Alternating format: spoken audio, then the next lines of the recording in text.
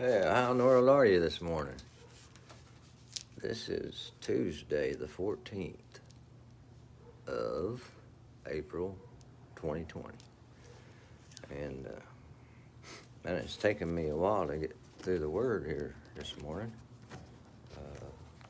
No specific reason or excuse. I did start late to begin with because I got up at 5 and I felt wide awake. But with what I got going on right now, seemed too early, so I forced myself back to sleep and feel guilty about it, didn't like it, and got up before 9. But anyway, so that's when I started my study and stuff, but I felt behind, etc. But I have got through the 14th chapter of Proverbs. Well, almost. But what I want to say that doesn't have anything to do with that is if you're in a battle, which most of us are from time to time, especially if you're relevant or significant, and especially if you're a Christian. So we wrestle not against flesh and blood, but against powers and principalities in high places. And the weapons of our warfare are not carnal, but they're mighty to the pulling down of strongholds. Strongholds is a big word, but I would say that it's a hold on you, or me, that's strong, hard to break. But it's not like a headlock. It's not physical. It's in your mind, or in your heart, or in your daily life as an intrusion. Whatever it is, it's persistent. And I just want to remind you the power of prayer in Jesus' name, where He promised us in the red letters that we ask anything in His name, and because of the Father, He will do it. And you can look that up for yourself, because I was ad-libs for amateurs, they used to tell us.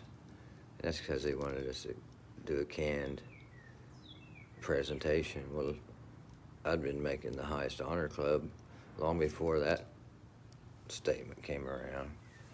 And in fact, I disagree with it. I think ad-libs are for the talented that make things happen to people. That's what ad-lib is. But so sticking to the script, maybe that makes you a good actor. I don't know. I'm not in the show business. I wanted to be in the show business once. And I'd say sticking to the script's pretty important. But I bet you there's some ad-lib in there that took what was great into the super great realm because of the talent of the actor. So anyway, that's just my opinion. Let's stick to the script here. The real script. Okay, Proverbs 14.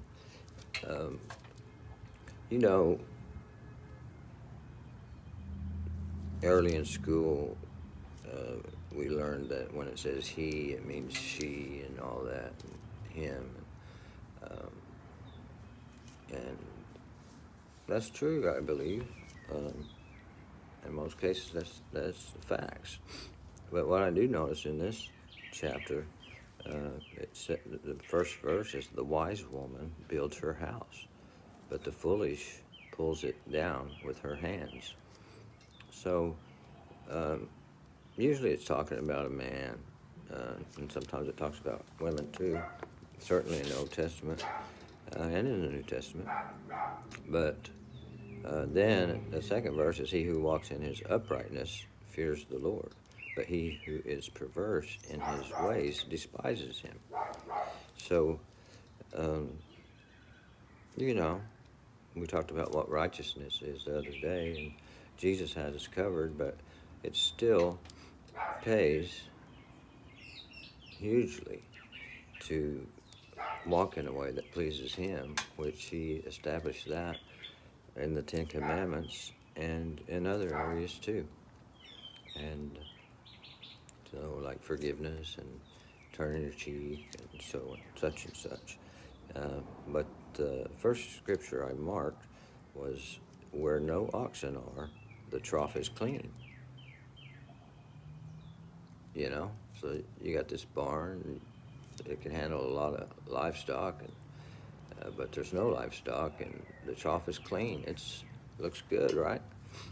But it doesn't make any money. The next part of that verse says, but much increase comes by the strength of the ox. So there ought to be a little eating and pooping going on, and signs of ox activity, because that makes increase. So that's not an excuse to keep it dirty, but that's an excuse that most of the time there's evidence of increase going on, which is having some livestock in this scenario here. A faithful witness does not lie. That's the second one I highlighted. A faithful witness does not lie.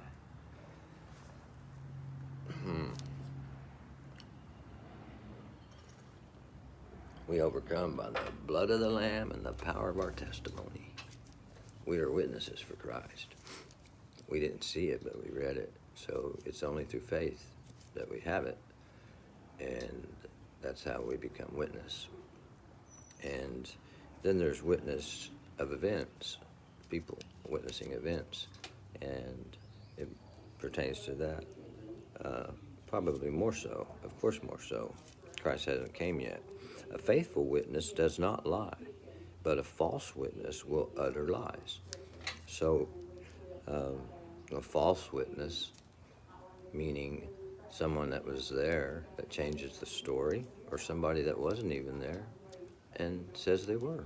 So a scoffer seeks wisdom and does not find it, but knowledge is easy to him who understands. Go from the presence of a foolish man when you do not perceive in him the lips of knowledge. You know, when you're talking to a dummy, or you know he's just BSing you, then spare yourself the cost of that time and move on. He who spares his rod hates his son, but he who loves him disciplines him promptly. And I doubt very seriously that it's literal. It's talking about a piece of wrought iron. You know, that'd be a little rough, wouldn't it? Rod. But here's the key. He who loves him disciplines him promptly. You don't want to stew on it too long, because their conscience, they have a conscience. Children, they develop that by the culture they're raised in. And there's right and wrong, and doing right things brings pleasure and sense of accomplishment and self-esteem, and doing wrong brings punishment and explanation why it's wrong and why not to do it again. And that would be the discipline, and it needs to happen promptly.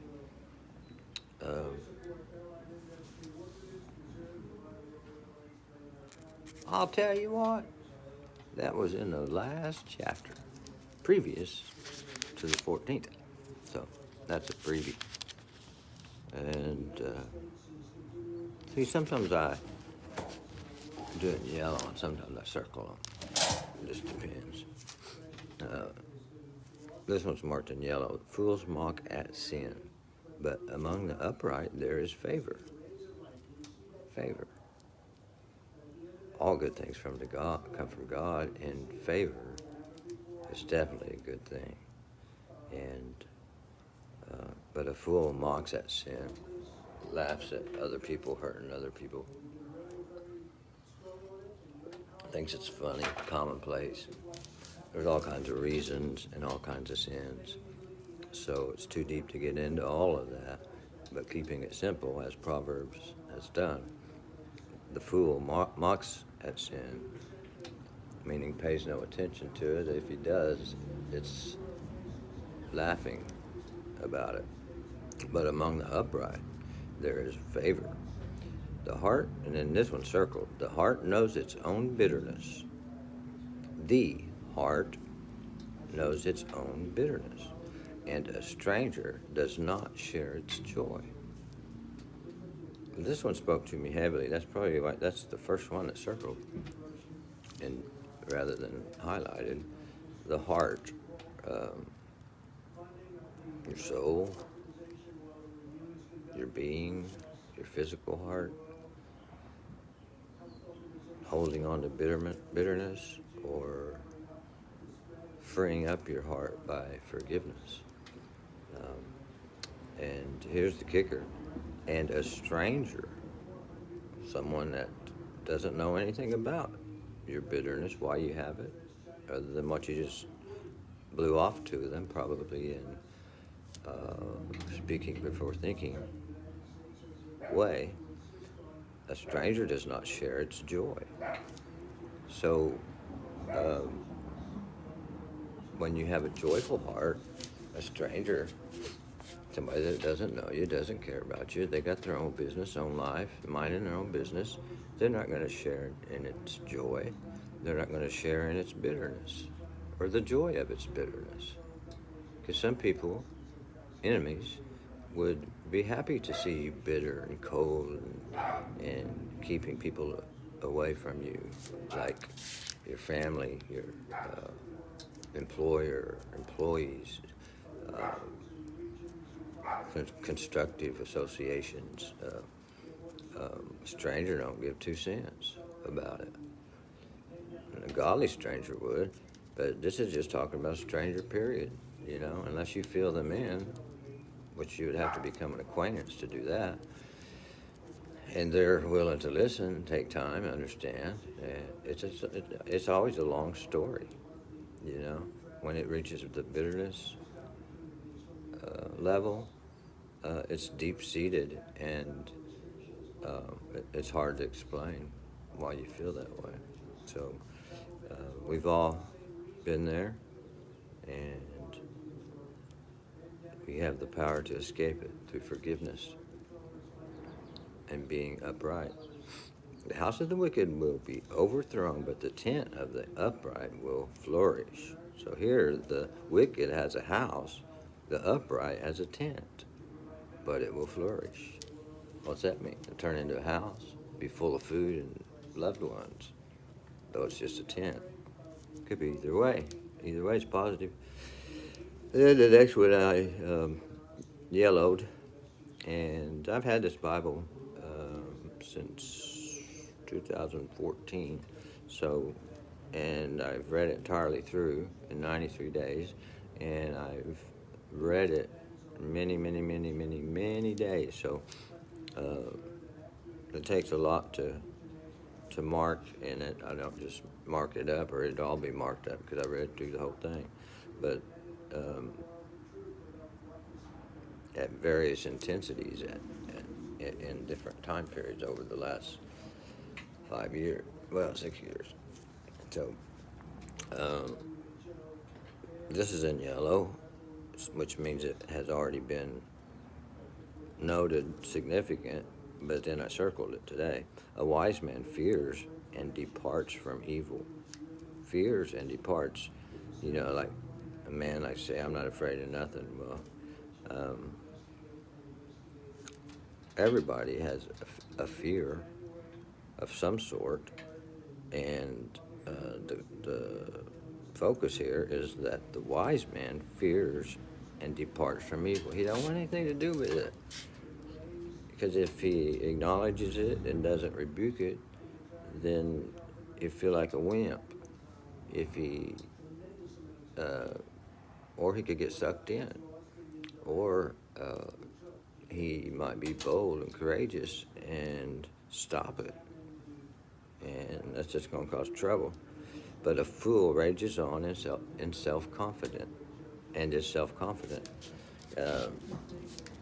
Why they call him the fool? Because he might not be equipped to deal with the evil he's about to encounter, or he might not be wise enough to assess how evil it actually is. But he just always thinks everything's going to be okay and moves forward. Contrast there between the wise and the fool. Verse 17, a quick-tempered man acts foolishly, and a man of wicked intentions is hated. You know, people talk about unintended consequences and such. And wicked intentions, premeditated, manipulative, lying intentions, those kind of people are hated. They don't have very many friends, if any. Can't trust anybody. Quick-tempered man acts foolishly. If you're quick to get pissed off and not think it through, then you're going to act foolishly. I've been there, but for the most part, I'm not quick-tempered. However, there are times that it may seem that way because I stewed on it. I'm more of that type, I think, a lot. And then there's the straw that breaks the camel's back, and it could apply even to that I would be the fool because I would then rage and be self-confident. But maybe not, because I've thought it over and over and forgive and forget and blew it off, and then just one too many offenses comes my way, and it's time for action. A quick-tempered man acts foolishly, and a man of wicked intentions is hated. The simple inherit folly. So, if you just joke around, don't take anything serious, and you're not motivated and focused about anything good, you'll just inherit it, and it'll be folly, which is stupidity, nonsense. But the prudent are crowned with knowledge. The prudent, I know in school the word prude was used, and it was used in a negative way, but actually, I've thought this over many times since. I mean, not a whole lot, but enough. Looking back, to me, a prude is prudent, and they're crowned with knowledge. So the social norm is not what you want to go by. Sometimes it is, if it's right, but if it's wrong, and downgrading is not. The evil will bow before the good, and the wicked at the gates of the righteous. So it's obvious here that in this chapter, the contrast between good and evil and being foolish and wise is what's up. So verse 26, chapter 14 again, in the fear of the Lord there is strong confidence, and his children will have a place of refuge. In the fear of the Lord there is strong confidence, and his children will have a place of refuge. What is refuge? A safe place. A place of strength. Home. Love. Perfect love casts out all fear. The fear of the Lord is a fountain of life to turn one away from the snares of death. In a multitude of people is a king's honor, but in a lack of people is the downfall of a prince. So it's not a popularity contest by any means. It's not that at all. Because in a popularity contest, people strive to be popular. In the scenario that we see here,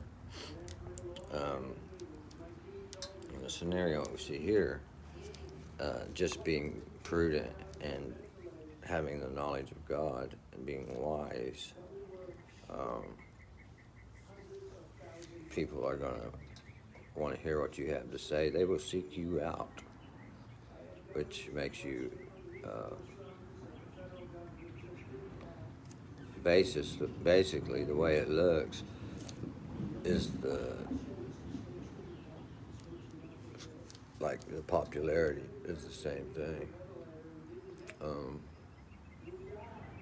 But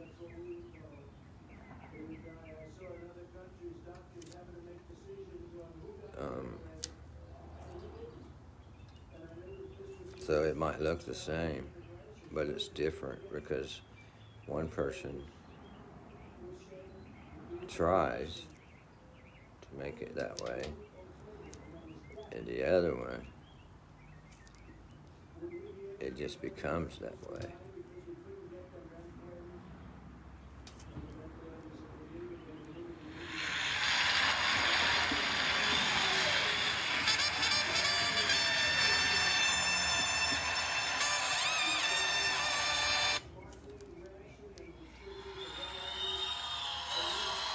I love this song, so I'm going to let you go with this song. I hope you stay and listen to the words. I've shared the words of this song to countless people over the last 30 years. If you want to be a champion, if you want to win and win big, there's a price. You got to sell out. You got to be willing to give it everything you got. And when it looks like you can't win, you've got to get up. You've got to say, I'm going on. I'm not stopping. There's not the heart of a quitter in me. The heart of a champion is not one that's defeated. It's one that'll never quit. When you want to win, you have to go for it. If you want to succeed in life, you have to go for it. You got to sell out to something. You got to sell out to a heavenly power. You got to give your life to God. You got to say, I'm going for you. There's never been another one like you.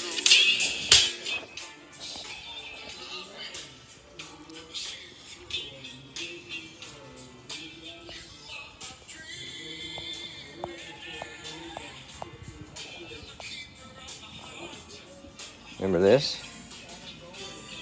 It said work up there, but I've swept it a time or two. I got that in its recommendation letter. And it's updated resume. And the next step is search and contact. That's what's coming up next. Well, I give you my heart.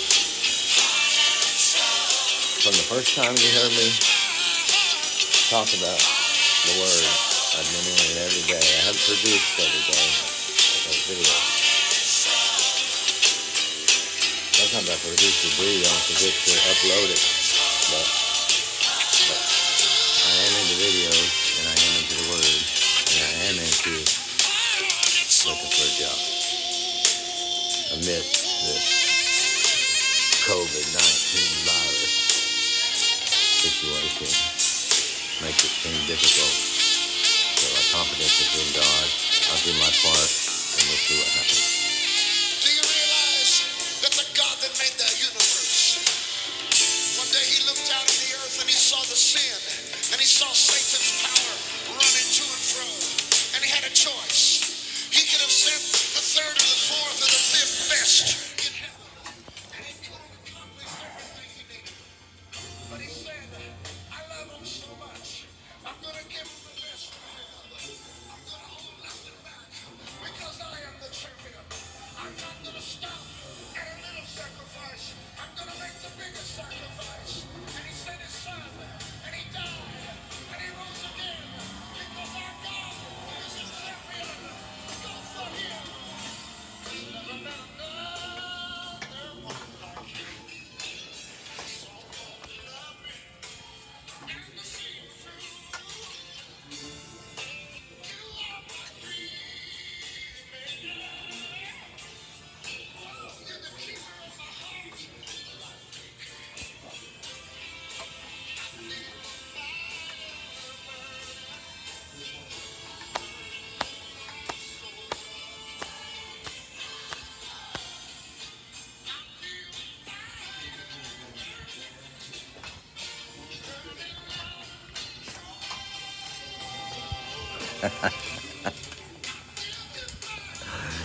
Yeah. Anyway, read the word. Speak the word. Dream dreams. And have visions. Share the gospel. Receive Jesus. And take action steps. Make action plan. And take action steps. Action Jackson. Nothing happens until somebody moves. All right? See you next time.